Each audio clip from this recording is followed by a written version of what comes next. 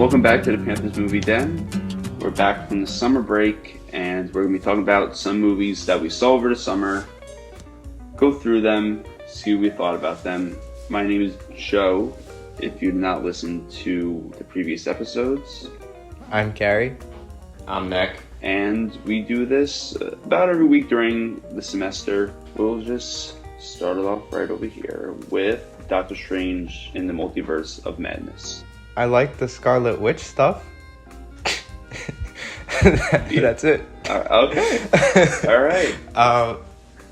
The more I think about the movie, it's just so incredibly disappointing, considering that it's Sam Raimi, Doctor Strange, which is a cool character. And it's just like, at the end of the day, to me, it's just so forgettable. And so, it just feels so cheap. Like, they made it in like 5 seconds. I agree with that, yeah. And I was definitely interested in it because of Raimi, and I was also disappointed. Yeah, I mean, like I said before, I really liked the Scarlet Witch stuff. I thought that was cool. And that was actually the one thing I was looking forward to, because I really loved WandaVision. So I was really interested to see how they would continue that.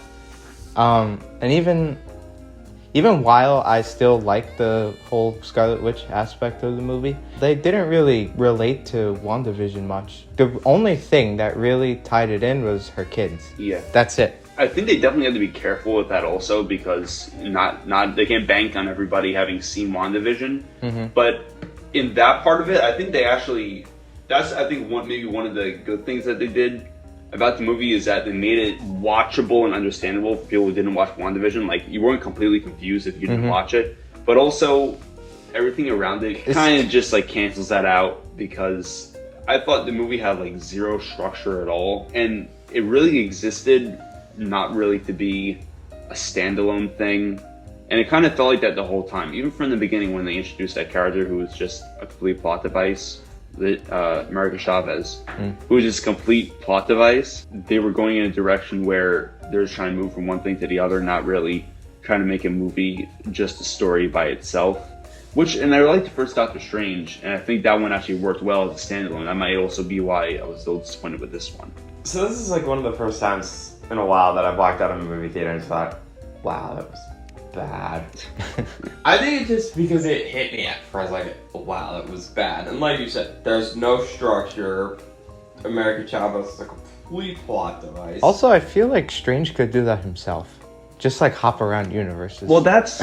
we'll get into the rules. I also think the one part I genuinely hate was the Scarlet Witch arc, and the fact that she was the villain of the whole movie, which made it like aggravating. You know what? I'm gonna have to quickly backtrack what I said, because now that I think about it, people who didn't watch WandaVision have no idea why Scarlet Witch is evil now. Yeah. If they just watched like Endgame, and then she's just, one of the people who were fighting, and now all of a sudden she's this, people have no idea what's going on. So I can't even imagine. Who don't know. They don't explain how she's evil. Just right away. Yeah. I had a general idea of what was going on because I watched half of WandaVision, and I kind of knew that like she was gonna be the bad guy, but like at the same time, it was just done so poorly. They should have at least some sort of like context. Yeah. Because they kind of jumped right into it. Yeah. At least some context. Also, the Illuminati stuff was dumb, and I'd say it was a neat idea conceptually, but they just blew it. Yeah. At the end of the day, it is kind of wasted. Yeah. My favorite part is just when she starts killing all of them. Yeah. It's just such a waste of. I was like, oh, they're not gonna kill Patrick Stewart, right? And it just snaps his head. And I was like, all right, this is a good movie. And like you said, there is no structure to this. This also felt like insanely predictable. Also, I think it's my favorite line from the whole summer. Like any movie that I've seen this year, my favorite line is when they're about to take Strange to see the Illuminati, and he says, "The Illumawati." That was my favorite line. What a great line. Classic line. The Illuminati will see you now. The Illumawati? Memorable line from Doctor Strange in the Multiverse of Madness. He is supposed to be one of the most one of the smartest people in the world, right? That's something I would expect. Also, like, you know, at least when I saw it, and including myself, there were times that like the whole theater and I were laughing, and I don't know if we were supposed to be laughing. I think it was interesting to give this job to Raimi because anyone who's been on the internet and has been in circles around, you know, Marvel or whatever, know that everyone loves Sam Raimi. He's gotten, I wouldn't say cult status because, you know, obviously Spider-Man's not a cult franchise, but it's one of those things where the director has gotten a lot of attention. You don't really see that very much with not only Marvel movies, but probably just a lot of blockbusters.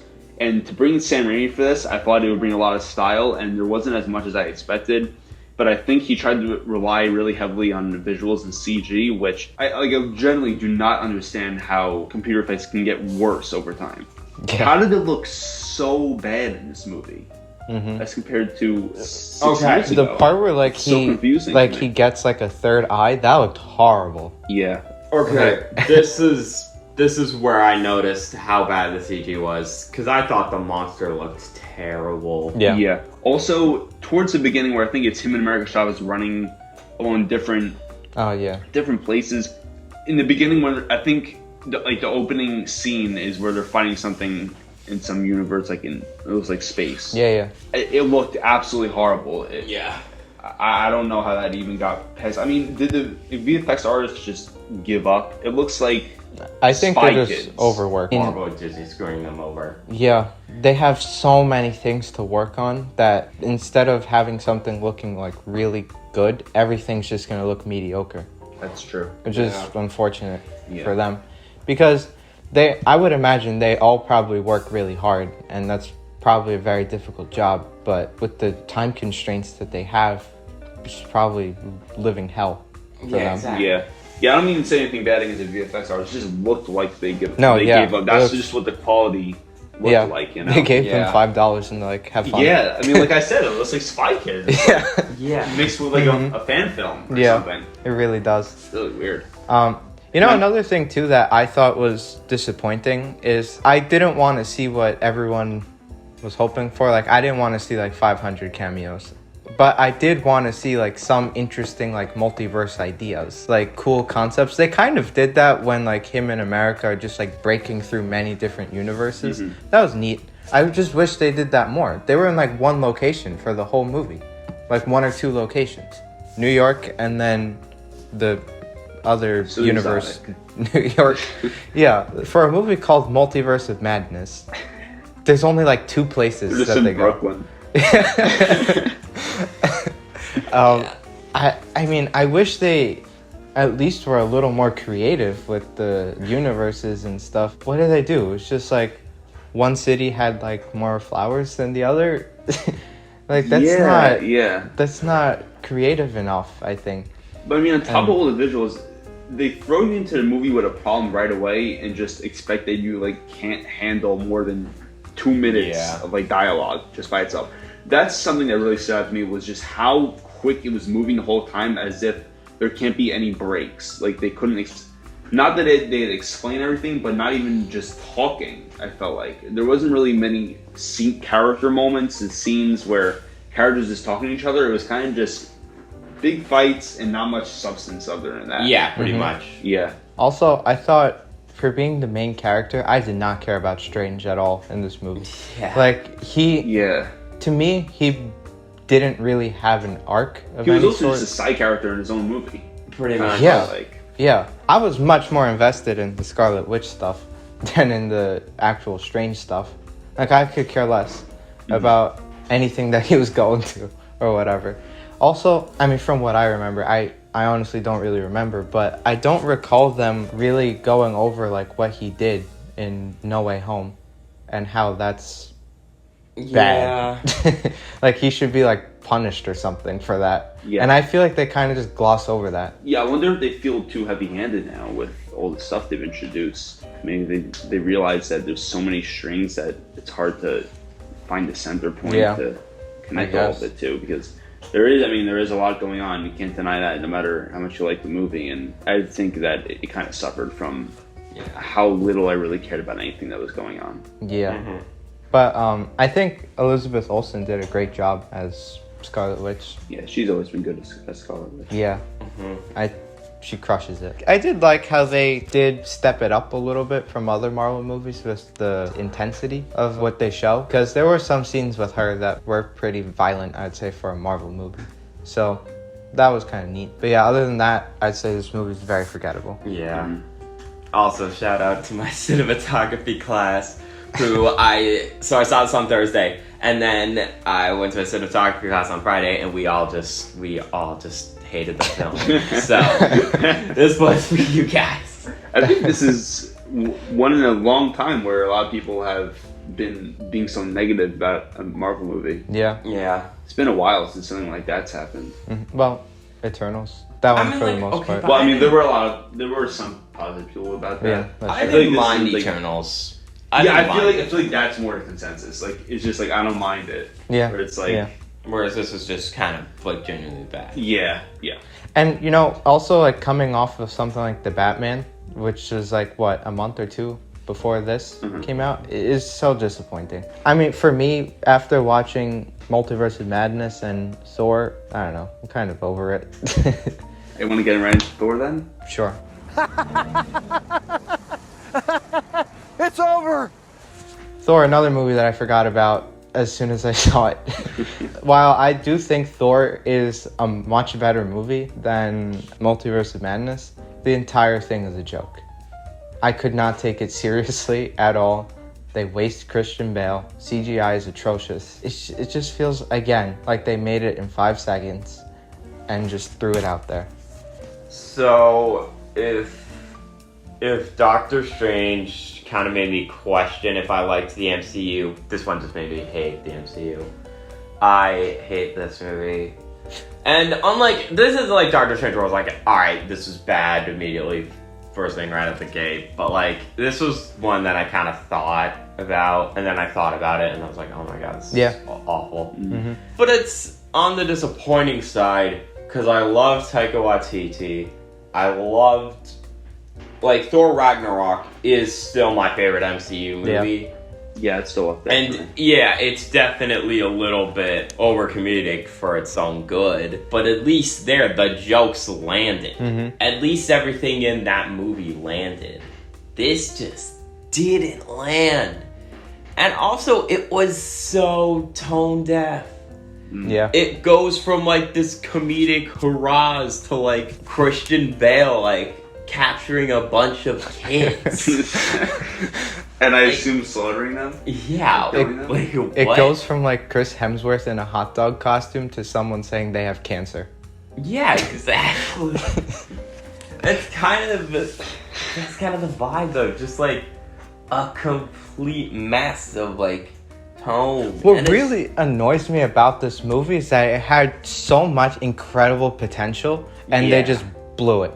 Because that is true. This had great ideas in it. Yeah, that just fantastic got ideas. squandered. Thor's having a midlife crisis, basically. And you could tell a good story with that. Like, all of his family's dead, and now he's trying to find his own purpose. And then you have Christian Bale's character, Gore the God Butcher. The gods who he believed in kind of screwed him over, and now he hates them and is going on, like, a rampage killing them. That's interesting. And maybe Thor has to Question think about his role as a god. Yeah, he has to question his role, like what it means to be a god. Yeah, it does sound And interesting. like that's interesting to me. And that's never touched upon. Gore basically only kills like one god on screen, and they call him the God Butcher. Yeah. The whole thing was just one gigantic joke, and it's not even funny the entire time. Yeah, again, Thor Ragnarok works because it lands. It was serious It's when just- it had to be serious. Yeah, exactly. Well, I skipped out on Love and Thunder, but just to go off what you're saying about Ragnarok, I think also why it feels that way is because Ragnarok was so different from everything else in the MCU at that time, but now a lot of things have kind of taken off that. Ant-Man was not like that. It had its comedic stuff, but it was obviously more grounded since it was on Earth and just about a regular old guy. But Ragnarok It had that Taika Waititi touch to it, and I said that after that and Jojo Rabbit that I would be first in line for anything Taika Waititi did, and like I said, I was not there at the theater for Love and Thunder. Yeah. And I think that the problem is so much of what Taika Waititi has been doing for the past, 4 or 5 years now, has gotten mainstream to the point where studios will just overblow his style. Yeah. So it'll just be, no, I just like tell this kind of joke, but it'll be, no, do it 30 times over. Mm-hmm. And that'll be kind of the trend. So I think that probably goes along with what you guys thought about the movie. Yeah, definitely. I mean, I like the little Guardians of the Galaxy scene. That was fun. Right, the Guardians were in it. That's why I was for like 2 seconds. Okay, well, they really had no part. And that was another annoying thing too. That's what I was looking forward to seeing. I love the Guardians of the Galaxy, so I was looking forward to seeing. Well, I will say, no matter what, I will be there for Guardians 3. Yes, me too. That one I actually have faith for. But yeah, like in Endgame, it leaves off with like Thor kind of joining the Guardians. This one just opens up with him like, okay, bye. What? Yeah. Basically, like I said before, so many missed opportunities. After seeing Thor, I really just don't care about Marvel. Like, of course, there's still some projects that I'm interested in. Like you said, Guardians 3. Or I still am interested in whatever they have to do with like Spider-Man or Scarlet Witch, even though she's like dead or something. But like, you know, like there's still some things that I'm interested in, but like overall, like I just don't care. What is even like Ms. Marvel, She-Hulk, all that? Like I don't care. With Guardians, I hope that they kind of did. That was something a lot of people complained with Guardians 2, was that they played up the James Gunn humor too much, kind of like I was talking about Taika. But I think Guardians 2 still stands alone as being good. Yeah, Guardians 2 I don't think it's too much comedy. Maybe there are some moments where it should be serious and they give a joke where maybe it's a little inappropriate for whatever the scene, just because people are expecting it to be funny. Mm-hmm. But I think Guardians 2, it holds up good. Like I expect Guardians 3 to not fall into that trap. Yeah, I don't think so. It doesn't. I trust James Gunn enough. Yeah. Did none of you see Elvis? Okay, I saw it once, and then I actually recently just saw it twice because it came on HBO. But it's more about Elvis as a brand rather than about Elvis himself. And I realized that on the second watch. It works, kind of.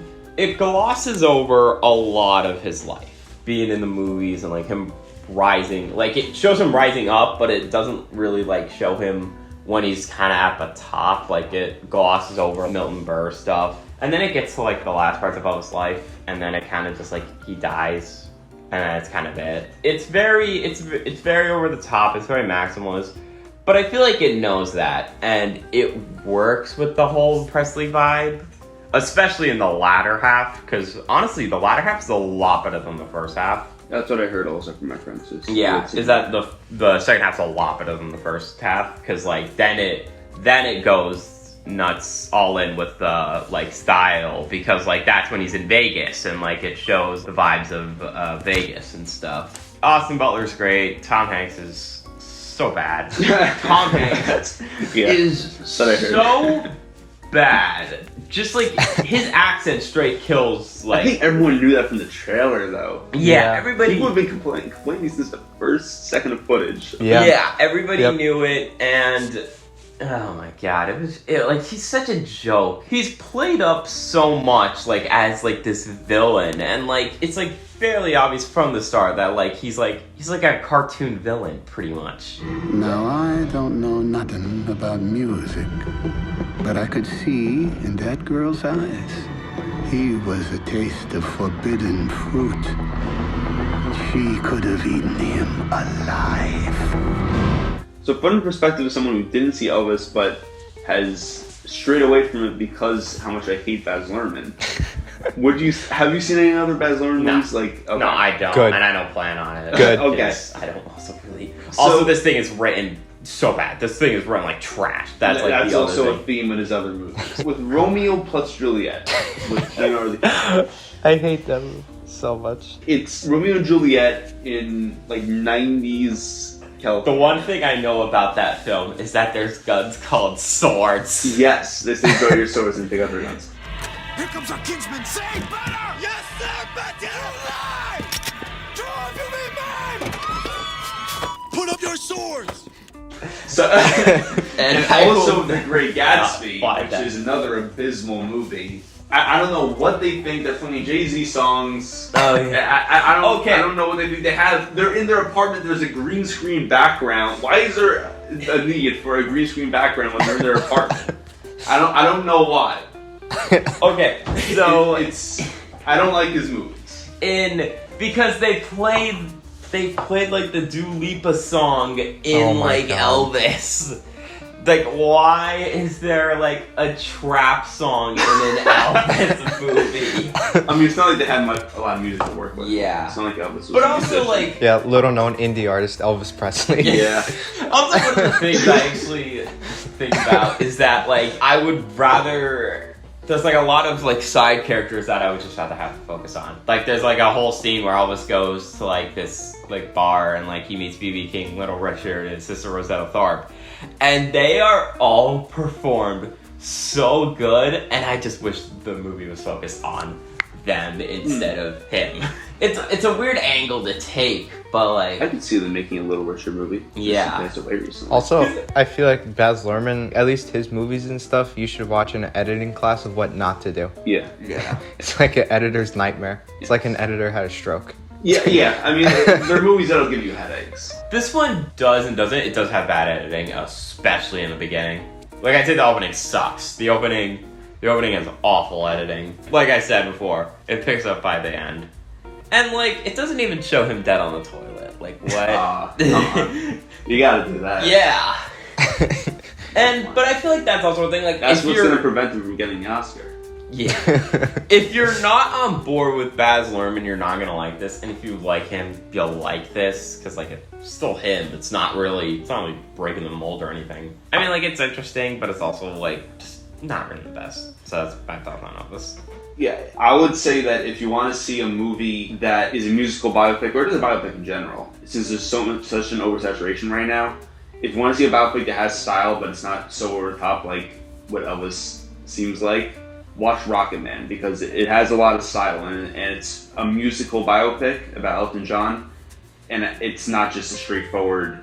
Yeah, no, that's one I'd say. Straightforward, by the books kind of thing. Mm-hmm. So, yeah, I would just... If we're doing it with style, then I would say Control or Love and Mercy, which is... Control's about Ian Curtis. Yeah, Love and Mercy is also very good. Love and Mercy is about Brian Wilson, and Love and Mercy is great because it takes the biopic in an interesting angle. Mm-hmm. That's why I think that one works. Chippendale. That was a surprising delight of a movie. I did not go in expecting much, or like I wasn't even planning on watching it until I heard a bunch of people saying that it's actually pretty good. And it was fun. I'll give it to them. It was fun. I thought it was too. Yeah. Alright, I'll be honest, I haven't seen this. I've been meaning to for the longest time because I've seen those shows. I saw the trailer and I was like, okay. Yeah. I think it was like, it seemed a little too self-aware for its own good. Yeah, that was also my fear, that they were gonna be like, oh no, we have all these cameos, but we're self-aware, so it's okay. Yeah. But we're pointing it out, we have all these. Yeah. But I think that all the cameos, like the old washed up Peter Pan, that kind of stuff, they actually played into this story. Yeah, they actually had something to do. Yeah, it wasn't just we're showing this because it's something you recognize. It actually has something to do with the story. I mean, it's impossible to avoid any Roger Rabbit comparisons. Yeah, exactly. That's obviously what it's taking its most influence from. Yeah. And it's not as good as Roger Rabbit. No, definitely not. It doesn't even look as good as Roger Rabbit. And Roger Rabbit came out in 1988. But this movie's still good. It's enjoyable. I'll say it. I needed something lighthearted to watch too, because this came out like right after the finale of Atlanta, and that was really heavy. The only thing that I fully have like seen from the movie is the ugly Sonic cameo. Okay, so I was just shocked when I saw that. Me I too. didn't think that was an actual thing that would make it into a movie, let alone a Disney movie. I cannot believe that happened. But it's voiced by Tim Robinson, and it's amazing. And he has something to do. Tim Robinson. That's true. He comes comes back at the end Yes, of the movie. he Yes, does. He plays a major part in the movie. Yeah, he like saves not them. believe that happened. Yeah, but I thought Chip and Dale, it was a fun, well-written, had some real creativity to it. I like the chef part, the like Muppet chef. Yeah, with Keegan-Michael Yeah. Key who voiced him. Yeah, Do I have for cheese? Let's see. We've got the Munster, the Gouda, the Brie. Do you have any stinky cheese?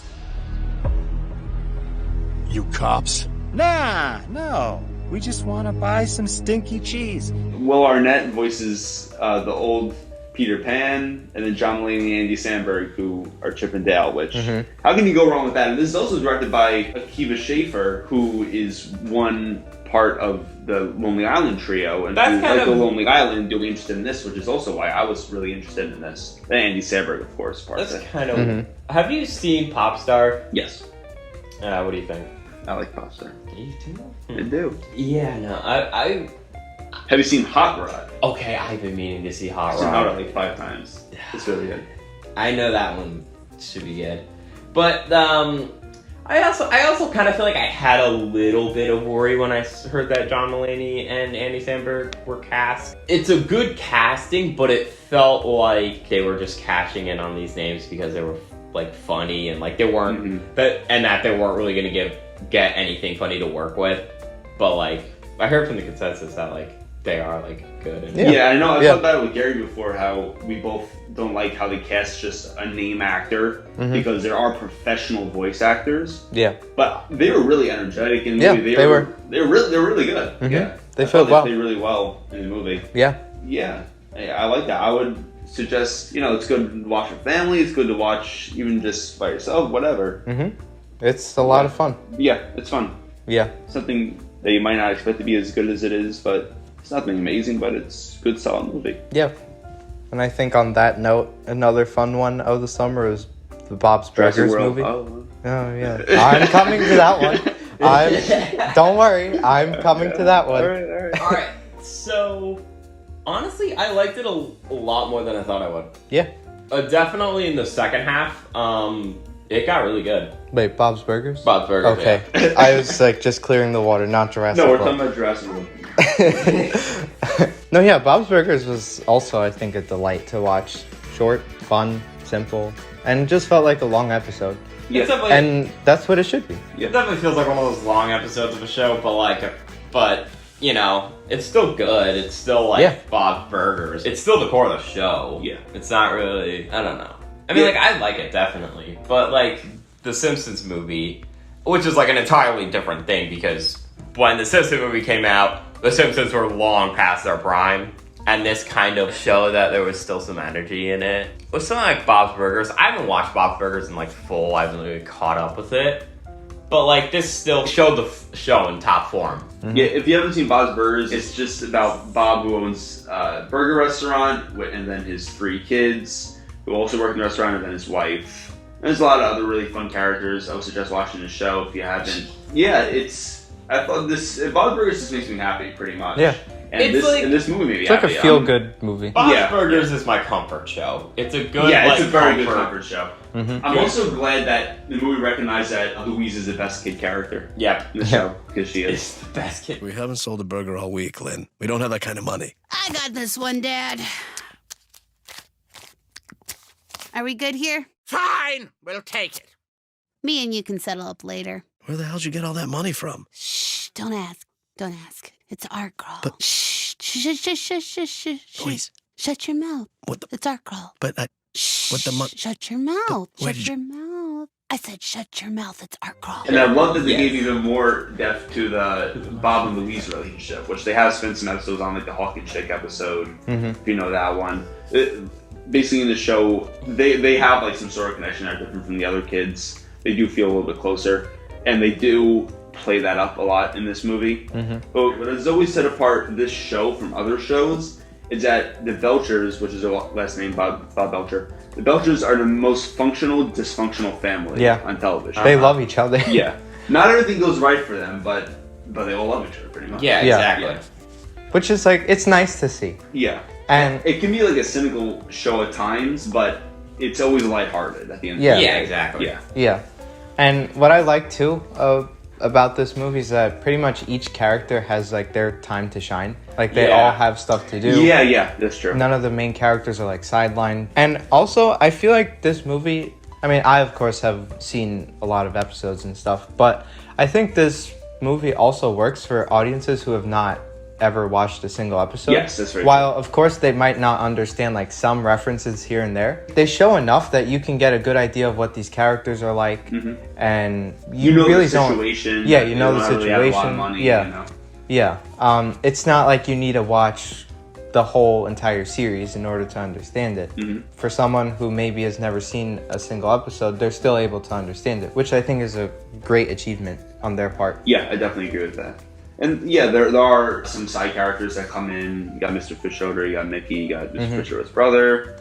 And then this is not a problem. I wouldn't say this is an issue, but probably just me being selfish. I wanted to see more Teddy.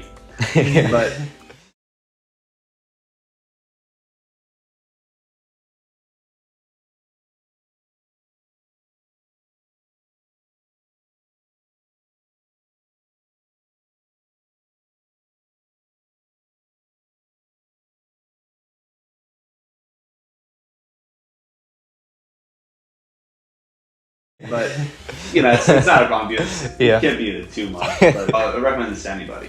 Yeah. I also love like the wonders of shading. I know. Like just some it's so funny. shading that they add, and it looks incredible. It looks like, I mean, not that the in a slightly different aspect ratio. Yeah. Like the animation, it's so pleasing to look at. Like they did a fantastic job, and I think it was definitely one of the more fun and like feel good movies I've seen this year. Definitely. Yeah, we're kind of straying away from being strict about what's come out in the summer. Yeah, but we're definitely just. It's more just like a recap from what we were talking about last semester. They came out like in May, so it yeah, kind of that's counts. fair enough. Yeah. So I saw Bullet Train. I didn't like it. Brad Pitt was absolutely horrible. He has no comedic timing, and it's mostly because of how the writing was absolutely atrocious. It was a stupid movie. They have one joke at the beginning that they play out for the entire movie, and they have no other jokes. It's complete style over substance, and there are some movies where they say turn off your brain, fun. This is just like turn off your brain because if you don't, then you're actually gonna think and realize you don't like the movie. Okay. I saw this. I didn't think Brad Pitt was that bad. Like, he's bad. So bad. He's definitely bad. It wasn't that bad. The writing. Okay, honestly, my main problem is that I completely forgot about this movie. Well, I completely forgot that this movie exists. But oh my god, the writing was definitely. Yeah, and then there's some scenes, and then they have the end. I don't care. I'm going to spoil it. Yeah. The train crashes. Crashes like into a mountain nuclear bomb explosion, kind of. But you know, the 5 people on the train survive. Okay. That's good. But then like there's, I can't tell how much it was taking itself seriously or not, because Brad Pitt's just like there when the train crashes. He's outside, and then like 3 of the people they just come out like through the smoke, and they're gonna attack him. And then at the end it looks like a commercial where it's like Sandra Bullock was there. It looked like a commercial, and it was just embarrassing. I will say this is one of those movies that I feel like if I rewatched it, I would notice all the problems with it. Yeah. I'm just happy that I never have to see that trailer again. Yeah. I'm sick and tired of it every single time. You don't want to hear the Japanese staying alive? Every single time. For like the past year that I would go to the theater, that stupid trailer where he like closes a briefcase on the guy's hand, he's like, oh! And then like it says like quiet room or something, and I'm like, the fact that I remember that. It's like I've seen it so many times. I have this trailer memorized by now. I'm just happy I never have to see it again.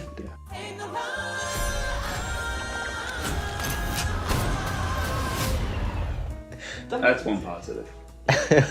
Alright, let's talk about a good movie now. Okay, so Top Gun is one of my dad's favorite movies. I saw it with my dad, and he adored it. And honestly, as someone who didn't see Top Gun and knows somewhat about Top Gun, this was honestly my big surprise. I really liked it. Yeah. I think it was kind of just insane, like, how genuinely fun, but also like heartfelt it could be. Yeah, fun, heartfelt, thrilling. Like all of that is like perfect blend. I even honestly like Maverick more than the original one. I think it has like a more interesting story. Like you said, it was just such like a surprise because like obviously I was hearing fantastic things about it, but I just didn't expect to like it as much as I thought I would. Oh yeah, exactly. Yeah. Yeah, I saw the original Top Gun maybe a month before this. I don't really like that movie. It's a product of its time, but also it really holds up visually. There's actually some really, really nice shots in that movie. Mm-hmm. It's still kind of like cheesy and not really that great. This movie was good. I didn't like it as much as a lot of people said it was like one of the best movies ever. But of course I like it. I mean, it's just a movie that you enjoy. The action is badass. I mean, yeah. Yeah. Is there any really evidence also that Tom Cruise acts in his movies? Or is he just like playing the same character with a different name? Or is he just playing himself with a different name? Like, I mean, you know. Tom Cruise in the Multiverse of Madness. Yes. Or that's like what they did with Nick Cage. Yeah. Cage movie. Yeah. Or he's playing a bald guy in a fat suit. Yes. Les Grossman. We not get money yet.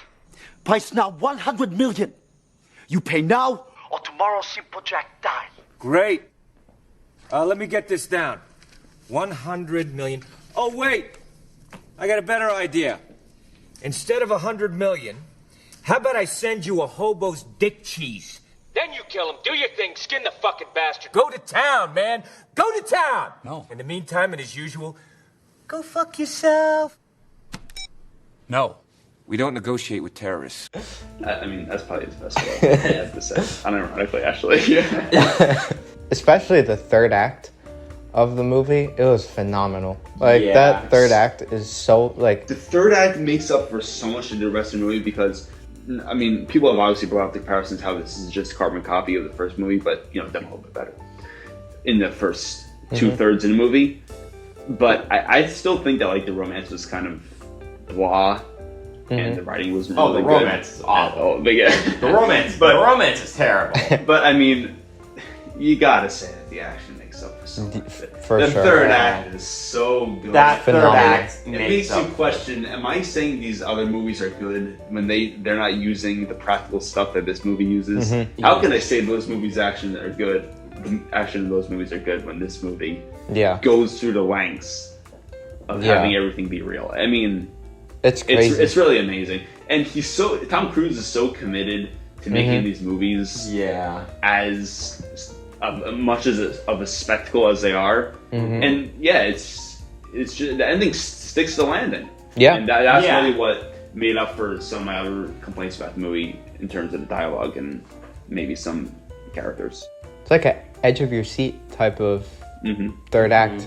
Like it's also thrilling and exciting and like it gets like your adrenaline going. It's a really, really awesome sequence. Yeah, I mean, gotta see in the theaters. Yeah, I wouldn't be surprised if they re-release it next year based on how well it did. Didn't they do? That's the other thing too. Yeah, this did insane numbers. It didn't go to China either. Yeah. It passed. It passed Infinity War. Oh wow. Yeah. For domestic box office. Fifth or something now. Yeah. Not like worldwide, just domestic. Yeah. Which is it's crazy to think about. It's so interesting too because of the massive appeal this had to everyone of like all ages. Obviously I think it was mostly like older people that went, but at the same time like it still appealed to younger generations, like ours and younger ones. Like I know like a bunch of people around like my age or a little younger that saw it and they really liked it too.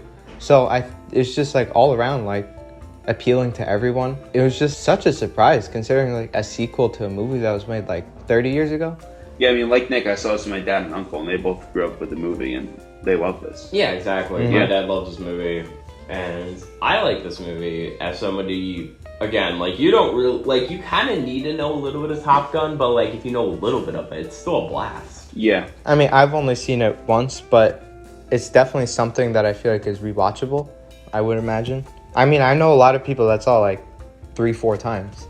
I just think like the whole like impact it had and everything, I think it'll last for a good while. I hope that a lot of studios see the success it had and maybe relying more on practical effect. I hope it leaves an impact on the studios. But at the same time, I hope they don't drain the life out of it. Yeah. And I don't think they're going to make another one after this. No, I don't think so. Yeah. I just hope they learn we can make a good movie.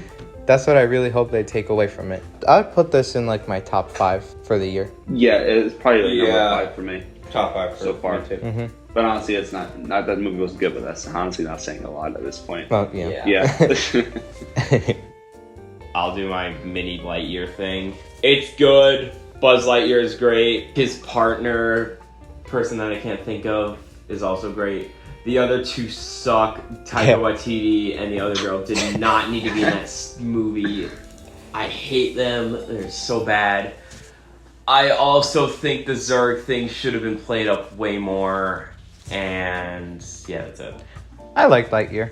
I mean, I like it. I thought it was better than Turning Red. Yeah. I liked it better. I think like Lightyear is just like a solid Pixar movie. It's not like spectacular. It's not like lower. I think it's like right in the middle. It's middle. Which isn't a bad thing. I liked it. It was fun because like coming out of Turning Red, I was a little disappointed in Pixar. And I was happy to see that they still kind of got it. I thought it was interesting and fun. I'm surprised that it bombed, and I'm also surprised that a lot of people didn't like it. It's really not that bad. Like, I feel like people just overhate it too much because it's really not bad. Like, it's just such high expectations. Still not bad. Yeah. If anything, you might just like not think about it much afterwards, but like it's not bad. Mm-hmm. And the other thing too is like it's not even animation at this point. There's some scenes that legitimately look like live action. It's insane, and it was beautiful to watch in a movie theater. I didn't mind Chris Evans as Buzz. I thought he did a pretty good job. Yeah, I didn't really mind him either. I don't get why so many people were throwing hissy fits that Tim Allen wasn't voicing him, because I feel like, to me at least, I think it makes more sense to have a different voice actor, because I just feel like Tim Allen, I can't not associate him with the toy. Yeah. So it'd be weird to see like that, like Buzz toy's voice coming out of a human. Like, I just think that's too weird. But like Nick, like what you were saying, I kind of wish they did the Zurg thing a little differently too.